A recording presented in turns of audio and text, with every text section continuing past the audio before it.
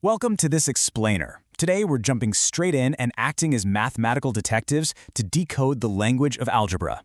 We are going to find the unknown by exploring the absolutely fascinating world of linear polynomials.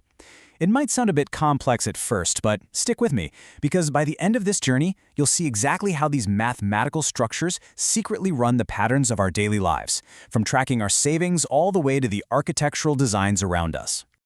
Okay, let's look at our roadmap for today. We'll be moving through a six-step progression, recalling expressions and terms, understanding polynomials and degrees, applying linear polynomial mechanics, analyzing linear growth patterns, evaluating graphical linear models, and finally, mastering complex linear models. Let's kick things off with Section 1, Recalling Expressions and Terms. Now, our investigation starts right here with identifying the absolute basics. And the biggest trap you can fall into is confusing an expression with an equation. An expression like 4x plus 3 is just a mathematical phrase. It describes a changing quantity. But the second you drop an equal sign in there, making it 4x plus 3 equals 11, boom, it transforms into an equation. You can think of an equation like a perfectly balanced set of scales.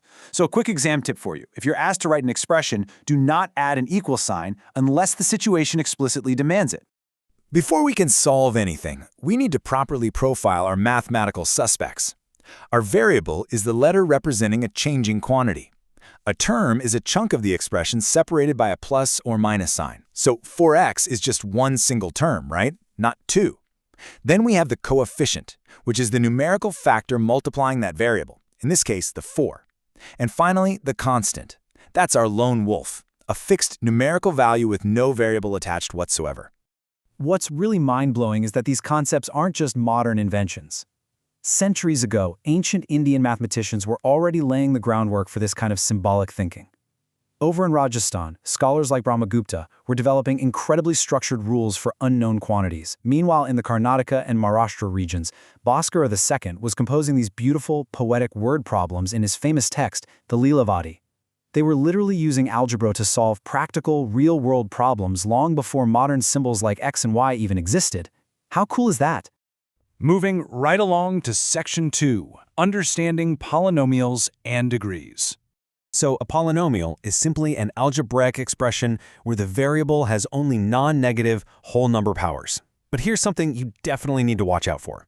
When we talk about the degree of a polynomial, we are strictly looking at the highest power of the variable. We are not looking at the size of the coefficient. So if you see a polynomial like 100x, it might look massive because of that 100, but it's strictly a linear polynomial because its degree, its highest power, is just 1. Drilling down a bit further, a linear polynomial specifically has a degree of exactly 1, and its general form is written as ax plus b. But there's a really vital condition here. A absolutely cannot be equal to 0. Think about it. If a were 0, we'd just be left with b, which is a constant flat line. For a pattern to truly be linear, it has to have a constant rate of change, and that rate is completely driven by that non-zero a. Right. On to Section 3, Applying Linear Polynomial Mechanics. Now that we've got the profile down, let's see how the algebraic input-output machine actually behaves. Think of an expression like a factory machine. You feed the raw material in, that's your input, the machine applies its specific rule, and it spits out a finished product, your output. It's a very strict progression. First, identify your input. Second, substitute it in. And please, listen closely here. You absolutely must use brackets when substituting negative inputs, otherwise you're going to completely derail your calculations with sign errors. Finally, just follow your standard order of operations to produce the output. Next up, Section 4, Analyzing Linear Growth Patterns. Let's step out of the factory and into the real world. The ultimate test of a linear pattern is finding a constant difference between consecutive terms. If we take historical pan-Indian trade calculations, say a fixed transport cost per bundle, or even the expanding dot patterns of beautiful Tamil Nadu kolam designs, and we place them into a table of values, we can analyze their behavior. If that output increases by the exact same amount at every single stage, bingo, we've successfully identified a linear pattern. And you can literally see exactly what that constant difference looks like visually right here. Notice this staircase effect? Every single step goes up by the exact same height. This is our visual proof that the pattern isn't just randomly jumping around, it is increasing linearly at a perfectly constant rate of change. Once we've analyzed that pattern, we can model it.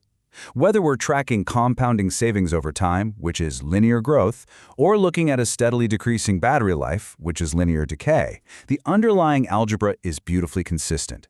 We can model our reality by taking our fixed starting value and then adding or subtracting our constant rate multiplied by the number of steps. It's that simple. Growth uses addition, decay uses subtraction. Let's transition to Section 5, Evaluating Graphical Linear Models. When we evaluate the graph of y equals ax plus b, those letters suddenly take on a totally visual meaning on the Cartesian plane.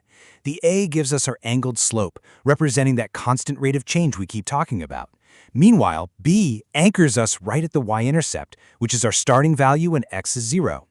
It's fascinating because this structural way of mapping points actually perfectly mirrors traditional Indian mapping, surveying, and architectural layout techniques, which relied heavily on proportional, measured layouts. Taking those input-output tables and translating them onto a graph takes a bit of precision. A golden rule to remember: always plot your horizontal x-coordinate before your vertical y-coordinate to form your ordered pair. I like to think of it like walking into an elevator before you press the button to go up. And if you've modeled everything perfectly, taking a ruler and joining those ordered pairs will always, without fail, give you a perfectly straight line.